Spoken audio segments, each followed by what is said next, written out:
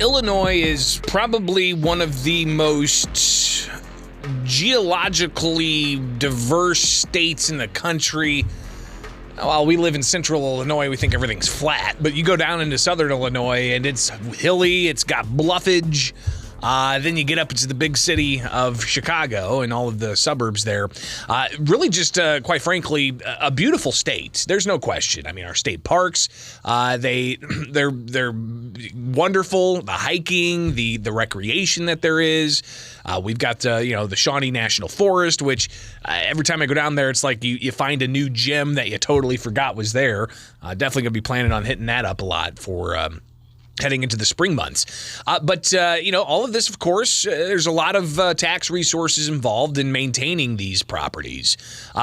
Illinois now has a new acting director for the Illinois Department of Natural Resources, Natalie Phelps Finnie, and I connected with her earlier this week when they were talking about all of the resources that are going to be going to parks. And we talked a bit about her role in the Illinois Department of Natural Resources and what she's looking at ahead. So here's a little bit of the conversation I had with Natalie Phelps Finnie, the acting director of the Illinois Department of Natural Resources. Greg, this is an amazing opportunity. So humbled and honored to be in the role. As you may know, DNR, what we do, the breadth and depth is enormous.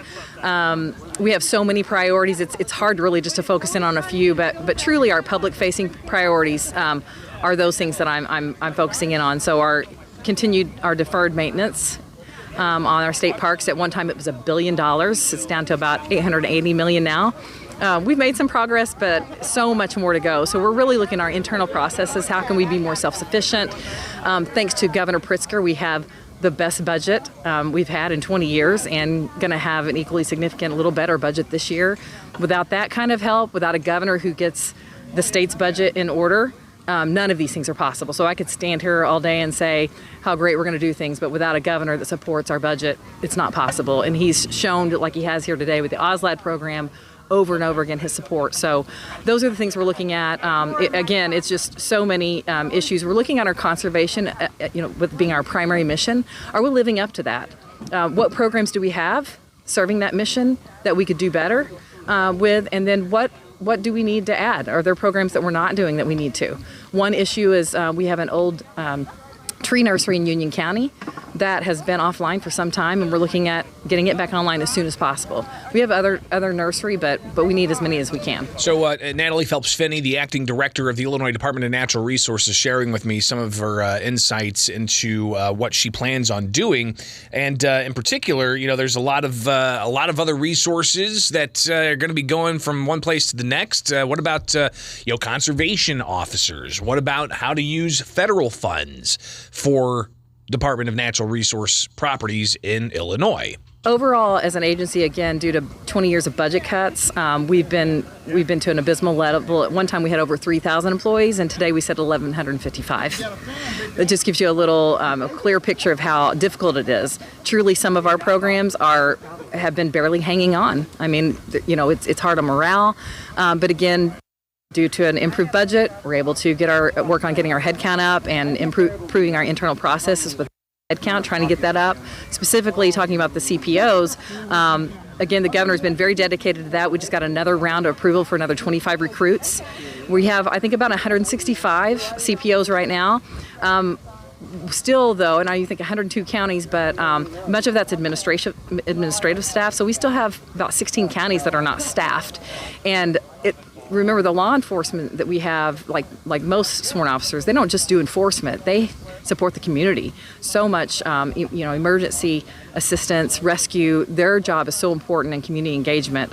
So that they are very unique in their mission. So we are still working, and that's a top priority to staff them up. And Natalie Phelps Finnie also talking about the importance of federal resources when it comes to maintaining properties and also helping with staff and a whole host of other things with the Illinois Department of Natural Resources. So your question couldn't be more timely. We are actually currently have National Park Service at our facility this entire week to look at a program that has been offline for a while for us, the Land Water Conservation Fund. And that is millions of dollars, federal money, that we would do. Billions or millions? Millions.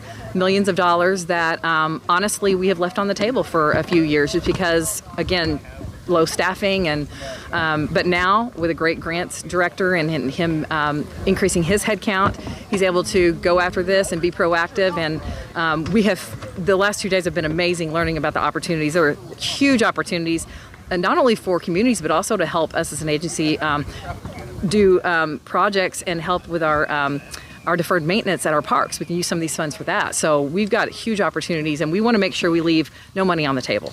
So we'll see, just how she handles the job as an acting director. Of course, she'll have to be approved by the Illinois Senate, but glad I was able to connect with her and talk a bit about the Illinois Department of Natural Resources and all of the things that they've got going on, especially with, the hiring new police officers, conservation police, utilizing more federal funds and capturing more federal funds to bring those back to Illinois to help with our very diverse and pretty unique and remarkable landscapes that we have all throughout the state. So glad that we were able to connect. It is Springfield's Morning News. I'm Greg Bishop on WMAY. You can always follow along, Bishop on Air, on YouTube, where a lot of you guys are watching online. Appreciate that. But also WMAY News on Facebook. And you can connect with us real simple. Just email me, bishoponair@gmail.com.